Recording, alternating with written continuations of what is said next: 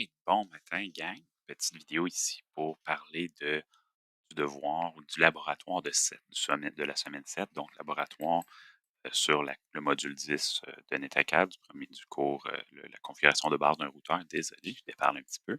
Donc, euh, j'ai reproduit la topologie dans Packet Tracer naturellement, mais on vous recommande de faire l'activité avec les équipements physiques, mais on peut quand même faire cette activité-là avec Packet Tracer. On va voir ça.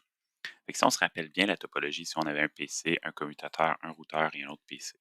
On commence par faire les branchements. Donc, j'ai ajouté les appareils, je les ai branchés en choisissant le premier commutateur, le premier routeur. Il n'y a pas vraiment euh, d'impact sur ça pour le moment. Et on vous demande de faire les branchements physiques. Fait que là, moi, c'est fait, c'est dans Packet Tracer. Et ensuite, on vous demande d'aller configurer l'adresse IP du PC A, du PCB et de faire les tests ping. Si on regarde le tableau d'adressage, PCA et PCB vont avoir une adresse IPv4 et une adresse IPv6. Fait qu'on va aller configurer ça ensemble tout de suite. Super simple. Donc, on va ici, PCA. Si on regarde PCA, on doit donner l'adresse 192.168.1.3. Le masque sur réseau, c'est un slash 24. Donc, slash 24, ça veut dire les 24 premiers bits. Donc, les 3 premiers octets représentent le masque. Donc, 255, 255, 255, 0. On va tout voir ça dans le module de calcul de sous-réseau et d'adresse IP un petit peu plus tard, mais je te donne un petit préavis. Il faut mettre une passerelle par défaut pour la première fois. Pourquoi? Regarde la topologie. Le PCA doit, s'il veut parler au PCB, passer par-dessus ou passer au travers du routeur 1. Le routeur 1 est la limite concrète de son réseau. Donc, le routeur 1 va être la passerelle par défaut du PCA. On a vu ça en théorie, c'est aussi simple que ça. Donc, l'interface G001 du routeur 1 va être la passerelle par défaut logiquement. On regarde son adresse 192.168.1.1, ça correspond pas mal à ce qu'on a ici. C'est juste très, très, très logique. On va donner l'adresse 192.168.1. Et c'est tout pour IPv4. On va aller faire IPv6. Moi, je triche un petit peu parce que je suis paresseux. Vous avez le droit aussi. On va aller copier l'adresse dans le document IPv6, puis on va la coller ici. Et voilà, on a juste à mettre le masque slash 64, donc 64 ici à côté. On ne touche pas à Link Local Address. On va en reparler pas mal plus tard, pas tout de suite. Et on va mettre l'adresse ici, donc FE80 2.2.1. Pourquoi 2.2.1? Ben, regarde cette adresse-là. FE80 2.2.1 correspond à l'adresse G001 du routeur 1. Pourquoi tu vois la même adresse sur deux interfaces? On va en parler plus tard. C'est mystère et boule de gomme pour le moment, mais ça fait du sens. FE80 2.2.1, c'est l'adresse de routeur 1 pour l'une ou l'autre des interfaces. Ben, PCA, sa passerelle, ça va être FE80 2.2.1 du point de vue IPv6. J'en parle pas plus maintenant, on va en parler plus tard. Il y a quelque chose de spécial avec les adresses IPv6, mais je ne veux pas qu'on se mélange pour le moment. Fait que j'ai mis l'adresse sur le PCA, je ferme ça, on est satisfait. On va aller faire PCB maintenant, aussi simple que ça. Donc PCB 192.168.0.3, le masque 255.255.255.0, l'adresse de la passerelle 192.168.0.1. Pourquoi? C'est l'adresse du routeur 1 du côté du PCB, donc sur l'interface G000. Et maintenant, je vais mettre l'adresse IPv6. Donc, voici l'adresse IPv6. Euh, 4.2.3, 64. Et la passerelle par défaut, FE80 2.2.1. Et voilà, on est en business. Puis là, on vous demande de faire un ping entre les deux appareils. Donc, PCA veut pigner PCB, donc ping 92.168.0.3. Ça ne marchera pas. Je vais faire avancer le temps. Les 4 paquets n'ont pas abouti. Pensez, c'est très logique. Premièrement, dans Packet Tracer, tu vas voir que les interfaces sont éteintes. Les ports sont éteints. Il n'y a aucune façon de pouvoir se rendre au PCB. Mais, qu'est-ce qui est différent des topologies précédentes dans les autres cours? Maintenant, on a un routeur. Ben, si on a un routeur, ça veut dire qu'il y a du routage. Ça veut dire qu'il faut qu'on donne des adresses au routeur. Si le routeur n'a pas d'adresse, il n'y a pas de façon de rejoindre la passerelle, il n'y a pas de façon de passer au travers du routeur, et en plus, les interfaces sont éteintes. Fait que pour toutes ces raisons, c'est normal que le ping a échoué. Fait qu'on continue. On va aller tout de suite configurer le routeur. On vous demande d'aller sur le routeur et d'aller dans le mode privilégié. Donc, Enable. Ensuite, on va en mode configuration, configure terminal. Ensuite, on va aller attribuer un nom commutateur au routeur, hostname, R1. On a donné un nom, on va aller attribuer classe comme mot de passe chiffré d'exécution privilégié. Même chose que dans la configuration du commutateur. Line, console, 0. On parle du mot de passe console. OK. Non, excusez, classe comme mot de passe chiffré d'exécution privilégié. Fait que pour le mode privilégié, la commande, c'est enable, hein, password ou secret pour donner un mot de passe pour le mode d'exécution privilégié. Là, on dit un mot de passe chiffré. Enable secret. Enable password n'est pas chiffré. Enable secret, lui, l'est. Et on va mettre classe. Ensuite, on dit attribuer Cisco comme mot de passe de console et activer la connexion. Line console 0. Password Cisco. On vient de donner le mot de passe Cisco pour l'accès console et activer la connexion. Login. Login fait en sorte qu'on demande le mot de passe à chaque connexion via la console, donc pour arriver au mode utilisateur. Définissez Cisco comme mot de passe VTY et activez la connexion. Zip. Line VTY 0 à 15 ou 0 à 4. Ça dépend juste de combien de lignes virtuelles on veut activer. Password Cisco et login. Même principe. Line console 0, password Cisco, line VTY 0 à 15, password Cisco, login pour activer le tout.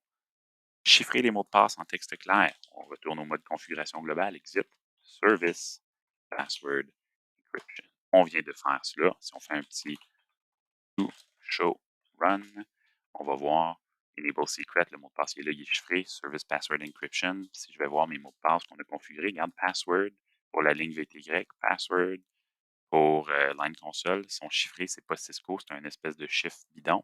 C'est parce que Service Password Encryption a chiffré tous les mots de passe euh, en texte clair. Créer une bannière qui avertit que quiconque accède au périphérique est interdit. Bon, on va faire quoi? La commande, c'est banner, même chose que le commutateur, modé. Là, on doit mettre un délimiteur. Il faut juste mettre un caractère qui dit Hey, ça représente le début. Et quand on va répéter le même caractère, ça va représenter la fin de la bannière. Fait que moi, j'utilise toujours dièse parce que ce n'est pas un caractère que tu utilises vraiment quand tu écris une phrase. Dièse, on commence la bannière. Accès, on va dire, mettons, c'est de mon terrain. Une, euh, une bande. Hein? Hein? Bon, c'est assez original, ça. C'est un bon message? Non. C'est juste pour rire, pour niaiser. Ma bannière marche, j'ai mis un dièse au début et à la fin pour délimiter la bannière. Maintenant, configurer et activer les deux interfaces sur le routeur et configurer une description sur l'interface. Allons faire ça. On doit aller configurer les adresses IP des deux interfaces sur le routeur. Qu'est-ce qu'on fait? Même chose que sur un commutateur. Interface, G0/0/0. Je vais mettre l'adresse IP V4 pour commencer. IP, adresse, 192.168.0.1. Le masque, H24, c'est 255.255.255.0. On va en reparler plus tard en détail. Ensuite de ça, je vais faire l'adresse IPv6. IPv6, adresse. Et là, on va mettre l'adresse 2001, 2.db8, 2.acad, 2.2.1, 64. Donc, euh, avec IPv6 sur un routeur ou un commutateur, tu n'as pas besoin de mettre le masque au complet, tu vas juste mettre /64. Et ensuite, je vais faire IPv6 address FE80 2.1. Et là, je vais ajouter le mot-clé link local à la fin. Pourquoi? On va voir ça plus tard, mais l'adresse IP FE80, tout ce qui commence par FE80 va être une adresse de type liaison locale, link local. C'est quoi ça? C'est du chinois pour le moment, façon de parler. Euh, on va en parler plus tard dans un module ultérieur, un peu plus tard. On configure ça. Je fais la même chose pour l'autre interface. Interface, on peut aller directement G0/0/1 dans l'autre interface ou on peut faire exit, interface, les deux fonctionnent. IP adresse 192.168.1.1, 255.255.255.0. Ensuite, IPv6 address, on va mettre 2001, puis je peux aller chercher avec la flèche du haut l'adresse qu'on avait configurée, puis juste la modifier, ça va être plus facile. 2001, DB8, ACAD 2.1, 2.2.1, fait qu'il y a un petit peu différent, /64. Et ensuite, IPv6, address, FE80 2.2.1, link local. Mais là, j'ai oublié de faire quelque chose dans mon autre interface. Je n'avais pas fait no shutdown. Il faut le faire. No shutdown. Hop, un côté, c'est activé. Je vais retourner dans mon autre interface. Interface G000, no shutdown. Boum, mes interfaces sont maintenant activées. Tout va comme sur des roulettes. On demande d'activer, de mettre une description sur les interfaces. J'ai oublié de le faire. Donc, interface G000, moi, je vais l'appeler description PC. Interface G0/0/1. Description, on va l'appeler PCA. Bon, on a mis une description. On vous demande d'activer le routage IPv6. Donc, on va aller en mode configuration globale et on va mettre la commande IPv6 Unicast Routing. Super. Enregistrer la configuration. Si on veut l'enregistrer, vu qu'on est dans Packet Tracer, do write mem, c'est une des commandes, ou exit write memory. C'en est une, mais je vous recommande d'utiliser toujours copy running config, startup config pour bien comprendre comment fonctionne le fichier de configuration en cours et de démarrage. Régler l'horloge sur le routeur, donc c'est la dernière chose qu'il nous reste à faire. Clock set, et là, on va spécifier la date et l'heure. Donc, présentement, il est 09, 2.30, 2. On va dire 30 secondes. Ensuite de ça, on met le jour du mois, donc on est le 10, le 20 du 10e mois. On va mettre October. On va mettre l'année, donc 2023. Et that's it. Et voilà, on vient de mettre la date et l'heure. Vous pouvez utiliser le point d'interrogation pour vous aider à construire la commande, un peu comme j'ai fait. Et là, on vous demande enfin de faire un test ping entre le PCA et le PCB. On retourne faire notre même test qu'on a fait un peu plus tôt, voir si le tout va fonctionner. On se croise les doigts, roulement de tambour, et voilà, ça a fonctionné. Donc, si on fait un ping, ça fonctionne entre PCA et PCB ou PCB et PCA. Est-ce que les requêtes ont abouti? Définitivement. Pourquoi? Parce que le routeur a été configuré. On n'a pas eu à faire de routage. Pourquoi? Parce que le routeur, il y a deux réseaux dans notre topologie. On a celui ici, de gauche, et on a celui de droite. Le routeur a un pied ou une mainmise dans les deux réseaux. Donc, il connaît les deux réseaux. Donc, on n'a pas besoin de faire de route ou de routage pour que le routeur puisse rejoindre quelconque des appareils ici. On vous demande ensuite de configurer le commutateur. On va aller faire ça rapidement. Si je regarde le commutateur, Enable, configure terminal. On va aller premièrement donner un nom. OK? Donc, hostname S1, comme sur le routeur, rien de spécial. Configurer et activer l'interface VLAN et configurer la passerelle par défaut et ensuite enregistrer la configuration. On va aller faire ça, on va aller regarder les infos. Interface VLAN 1, IP adresse. On va donner l'adresse IP 192.168.1.2. Pourquoi 1.2? Ben parce que le commutateur fait partie du réseau de gauche, qui est le réseau 192.168.1.0/24. Le masque. Et ensuite de ça, qu'est-ce qu'on va faire?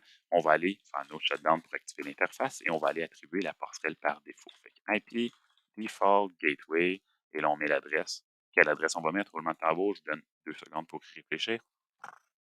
On va mettre l'adresse de l'interface G001 du routeur.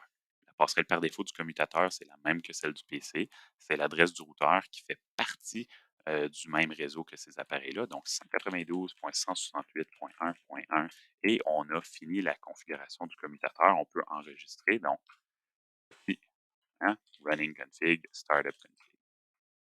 Super, hey, on est super bon, on est super vite. On a fini la configuration du commutateur, on vérifie la communication de bout en bout. Donc, PCA envoie un ping au PCB, on va le tester. Ça marche, le même ping que tantôt fonctionne. Et ensuite, on veut faire un ping de S1 qui ping PCB. S1, on va faire ping 192.168.0.3 qui est l'adresse du PCB. Le premier ping va échouer parce que le commutateur doit trouver son adresse, envoyer une diffusion, mais si je refais le ping une deuxième fois, c'est 5 sur 5, tout a fonctionné. Tous les pings devraient être réussis. Super, on est super bon. Fait que premièrement, on va aller voir avec des commandes show, faire des petits diagnostics pour voir les informations, puis mieux comprendre qu'est-ce qui se passe dans ces appareils-là. C'est beau d'avoir configuré, mais il faut comprendre qu'est-ce qu'on vient de faire. Fait qu'on va faire show IP route sur le routeur pour regarder qu'est-ce qu'on a comme information dans la table de routage. Donc, si on regarde, la table de routage, elle est ici. Qu'est-ce qu'on voit? C'est quoi le code utilisé dans la table de routage pour indiquer un réseau qui est connecté directement?